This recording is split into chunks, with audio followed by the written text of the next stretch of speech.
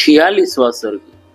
रावण का साधु वेश में सीता के पास जाकर उनका परिचय पूछना और सीता का आतिथ्य के लिए उन्हें आमंत्रित करना।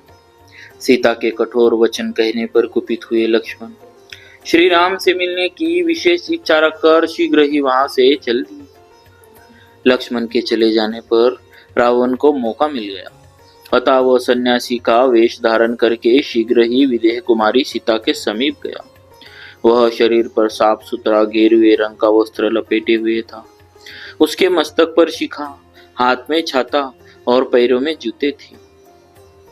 उसने बाएं कंधे पर डंडा रखकर उसमें एक कमंडलू लटका रखा था। अत्यंत बलवान रावण उस वन में परिव्राजक का रूप धारण करके श्री राम और लक्ष्मण दोनों बंधुओं से रहित हुई अकेली विदेह कुमारी सीता के पास गया। जैसे सूर्य और चंद्रमा से हीन हुई संध्या के पास महान अंधकार उपस्थित हो, उसी प्रकार वह सीता के निकट गया।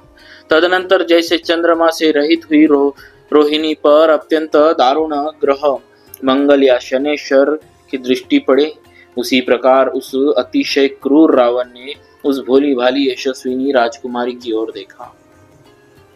उस भयंकर पापाचारी को आया देख जनस्थान के वृक्षों ने हिलना बंद कर दिया और हवा का वेग रुक गया। लाल नेत्रों वाले रावण को अपनी ओर दृष्टिपात करते देख तीव्र गति से बहने वाली गोदावरी नदी भय के मारे धीरे धीरे बहने लगी।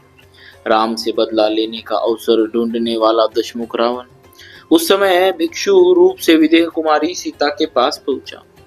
उस समय विदेह राजकुमारी सीता अपने पति के लिए शोक और चिंता में डूबी हुई थी। उसी अवस्था में अभव्य रावण भव्य रूप धारण करके उनके सामने उपस्थित हुआ, मानो शनेश्वर ग्रह चित्रा के सामने जा पहुंचा हो, जैसे कुआं तिनकों से ढका हुआ हो। उसी प्रकार भव्य रूप से अपनी अभव्यता को छिपाकर रावण सहसा वहां जा पहुंचा और यशस्विनी राम पत्नी वैदेही को देखकर खड़ा हो गया। उस समय रावण वहां खड़ा खड़ा राम पत्नी सीता को देखने लगा।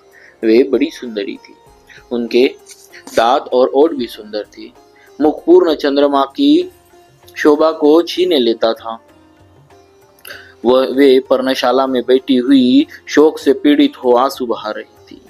वह निशाचर प्रसन्न चित्त हो रेशमी पीतांबर से सुशोभित कमल नयनी विदेह कुमारी के सामने गया। उन्हें देखते ही कामदेव के बाणों से घायल हो राक्षस आज रावण वेद मंत्र का उच्चारण करने लगा और उस एकांत स्थान में विनीत भाव से उनसे कुछ कहने को उद्यत हुआ। त्रिलोक सुंदरी सीता अपने शरीर से कमल से रहित कमलालया लक्ष्मी की भांति शोभा पा रही थी। रावण उनकी प्रशंसा करता हुआ बोला, उत्तम सुवर्ण की शिखा करने वाली सुंदरी तुम कौन हो? तुम्हारे मुख, नेत्र, हाथ और पैर कमल के समान है, अतः तुम पद्मी की भांति कमलों की सी सुंदर सी माला धारण करती हो। शुभानने, तुम श्री, री, कीर्ति, शुभ स्वरूपा लक्ष्मी अथवा अप्सरा तो नहीं हो, अथवा वरारोहे तुम भूति या स्वेच्छा पूर्वक विहार करने वाली कामदेव की पत्नी रति तो नहीं हो। तुम्हारे दांत बराबर है, उनके अग्रभाग कुंद की कलियों के समान शोभा पाते हैं। वे सब के सब चिकने और सफेद है। तुम्हारी दोनों आंखें बड़ी बड़ी और निर्मल है। उनके दोनों कोए लाल है और पुतलियां काली है। कटी का अग्रभाग विशाल और मांसल है। दोनों जांघे हाथी की सूंड की समान शोभा पाती है। सुंदर मुस्कान, रुचिर दंतावली और मनोहर नेत्र वाली विलासिनी रमणी, तुम अपने रूप सौंदर्य से मेरे मन को वैसे ही हरे लेती हो जैसे नदी जल के द्वारा अपने तट का अपहरण करती है। पृथ्वी पर तो ऐसी रूपवती नारी मैंने आज से पहले कभी नहीं देखी। कहा तो तुम्हारा यह तीनों लोकों में सबसे सुंदर रूप, सुकुमारता और नई अवस्था और कहा इस दुर्गम वन में निवास। ये सब बातें ध्यान में आते ही मेरे मन को मथे डालती है। तुम्हारा कल्याण हो, यहाँ से चली जाओ। ये तुम यहाँ रहने के योग्य नहीं। यहाँ तो इच्छानुसार रूप धारण करने वाले भयंकर राक्षसों के रहने की जगह है। तुम्हें तो रमणीय राजमहलों, समृद्धशाली नगरों और सुगंध युक्त उपवनों में निवास करना और विचरना चाहिए। शोभने वही पुरुष श्रेष्ठ, वही गंध उत्तम और वही वस्त्र सुंदर है जो तुम्हारे उपयोग में आए। कजरारे नेत्रों वाली सुंदरी, मैं उसी को श्रेष्ठ पति मानता हूँ जिसे तुम्हारा सुखद संयोग प्राप्त हो। पवित्र मुस्कान और सुंदर अंगों वाली देवी, तुम कौन हो? मुझे तो तुम रुद्रों, मरुद्रनों अथवा वसुओं से संबंध रखने वाली देवी जान पड़ती हो। यहाँ गंधर्व, देवता और किन्नर नहीं आते जाते। यह राक्षसों का निवास स्थान है। फिर तुम कैसे यहाँ आ गई? यह वानर, सिंह, चीते, व्याघ्र, मृग, भेड़िए, रीछ और शेर, कंक आदि रहते हैं। तुम्हें इनसे भय क्यों नहीं हो रहा? वरानने, इस विशाल वन के भीतर अत्यंत वेगशाली और भयंकर मदमत्य गजराजों के बीच अकेली रहती हुई तुम भयभीत कैसे नहीं होती हो?